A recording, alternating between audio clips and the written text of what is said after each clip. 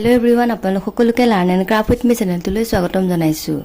এই ভিডিঅ'ত আমি আলোচনা কৰিব ওলাইছো ক্লাছ 9ৰ মেথছৰ চেপ্টাৰ নাম্বাৰ 2। ইয়াৰ নাম আছিল বহুপদ ৰাশি। যোৱা ক্লাছত আমি এক্সাৰসাইজ 2.1ৰ কোৱেশ্চন নম্বৰ 1 আৰু 2 টো ডিসকাস কৰিছিলো। তো এটা আমি স্টাৰ্ট কৰিম কোৱেশ্চন নম্বৰ 3 পৰা। গতিকে বলা পলম নকৰি ভিডিঅ'টোলৈ আগবাঢ়ো। এতিয়া চোৱা কোৱেশ্চন নম্বৰ 3 দিছে যে 35 মাত্ৰা যুক্ত এটা দ্বিপদ আৰু 100 মাত্ৰা যুক্ত এটা এক পদৰ একোটাকৈ উদাহৰণ দিয়া। ঠিক আছে, মানে কি কৈছে তোমাৰ প্ৰথমটো লিখিব যে 35টা মাত্ৰা যুক্ত দ্বিপদ ৰাশি। ঠিক আছে, এতিয়া আমি কেনেকৈ লিখিম চোৱা, লিখিবা আৰু যে 35 মাত্ৰা যুক্ত দ্বিপদ ৰাশিটো হ'ল দ্বিপদ ৰাশি তো হল। এতিয়া চোৱা মাত্ৰা মানে কি ওপৰত যেটো থাকে আৰু ঘাতটো হেনে ঘাতটো মানে কিমান হ'বলে 35 টা হ'বলে। গতিকে x + 30 x to the power 35 লিখি দিয়া হল। এতিয়া ইয়াতে x ৰ জায়গাত তোমালোকে যিকোনো ধৰিব পাৰা y z p q তোমালোকৰ যি মন যায় আৰু ধৰিব পাৰা। টু দি পাৱাৰ 35 লিখি দিবা। অৰ্থাৎ কৈছে যে দ্বিপদ ৰাশি, গতিকে আমি ইয়াতে কি কৰিব লাগিব আৰু এটা যিকোনো এটা সংখ্যা বা তোমালোকে y লিখিব পাৰা x to the power 35 plus y বা 3 4 5 যি লিখা আৰু মই 4 লিখিছো। তো তোমাৰ আহি গল কিমান x to the power 35 plus 4 হল। এটো হৈ গল কি 35 মাত্ৰা যুক্ত এটা দ্বিপদ ৰাশি। নেক্সট দিছে 100 মাত্ৰা যুক্ত এটা একপদ ৰাশি হলিছে। একপদ ৰাশিটো হল লিখিবা 100 মাত্ৰা যুক্ত একপদ ৰাশিটো হল। এতিয়া ইয়াতে তুমি কি কৰিবা যিকোনো এটা চলক লিখিবলে তাৰ ওপৰত 100 লিখি দিবা হল। মই x লিখিছো, তোমালোকে বেলেগো লিখিব পাৰা হল। এটো হৈ গল কি তোমাৰ আনসাৰ, একেবাৰে সহজ হয়। নেক্সট চোৱা তলৰ বহুপদবোৰৰ মাত্ৰা লিখা হল। তোমালোকে কি কৰিবা বহুপদ ৰাশিটো চাবা হল। ইয়াতে তোমাৰ কি দি আছে চোৱা 5x to the power 3 plus 4x² plus 7x হল। তে এই চলকটোৰ মাত্ৰাবোৰৰ ভিতৰত সবতছে ডাঙৰটো কিমান 3 টো হয়নে।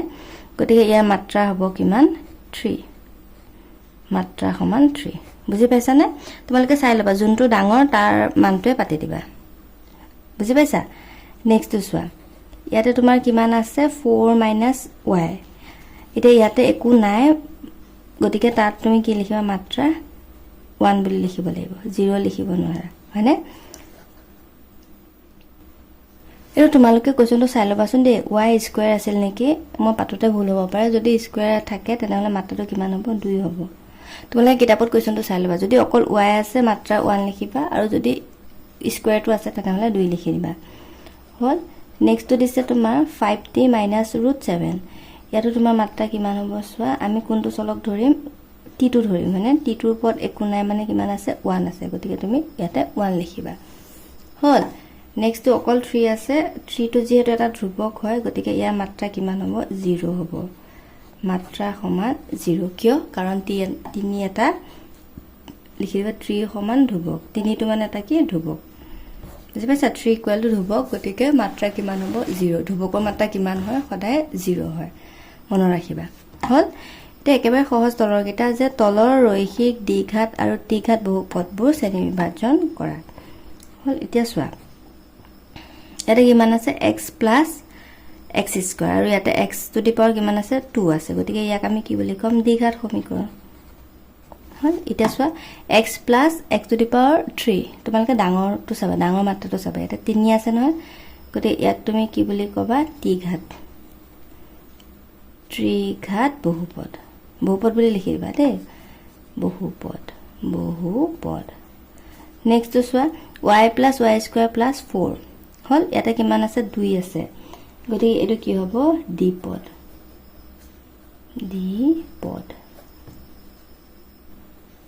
নেক্সট চোৱা 1 + x। এতিয়া x ৰ ওপৰত একো নাই, গতিকে ইয়াক আমি কি বুলি কম ৰৈখিক বুলি কম, ৰৈখিক সমীকৰণ হল। মাত্ৰা যেতিয়া নাথাকে তাক আমি ৰৈখিক বুলি কম। নেক্সট ইয়াতে 3t আছে, গতিকে ইয়াকো কি হ'ব আমি ৰৈখিক বুলি কম, মান নাই যিহেতু হয়নে। নেক্সট r², ইয়াতে 2 আছে, গতিকে ইয়াত কি হ'ব এইটো দ্বিঘাত হ'ব, দ্বিঘাত সমীকৰণ। আৰু ইয়াতে x টু দি পাৱাৰ 3 আছে, গতিকে ইয়াক কি হ'ব ত্ৰিঘাত সমীকৰণ। বুজি পালানে? এইটো হৈ গল কি তোমাৰ আনসাৰ। আজিলৈ ইমান আছিলে। ভিডিঅ'টো চোৱাৰ বহুত বহুত ধন্যবাদ। নেক্সট ক্লাছত আমি এক্সাৰসাইজ 2.2 ডিসকাস কৰিম। এণ্ড থেংক ইউ ফৰ ৱাচিং এণ্ড ষ্টাডি ৱেল।